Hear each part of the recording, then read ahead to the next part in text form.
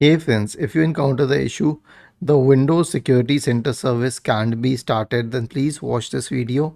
I will guide you through the resolution. Now, here's the thing for all of these issues where the service is not starting, search for services and go to the service manager.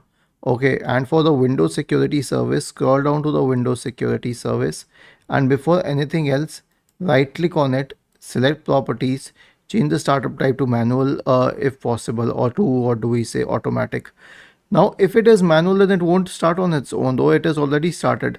But here's what you can do: right click on it and select start or restart if that is an option, because if it is set at manual, you should be able to start it manually.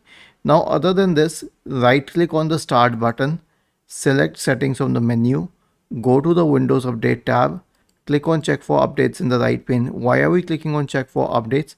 We are clicking on check for updates so that we could install the latest security updates on the system, right?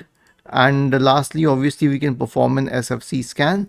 So search for command prompt in the Windows search bar. Click on run as administrator in the right pane to open the elevated command prompt window. Type the command sfc space forward slash scan now and hit enter to invoke the SFC scan. Was this helpful?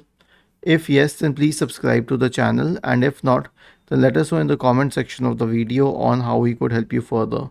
Thank you for watching this video and have a nice day.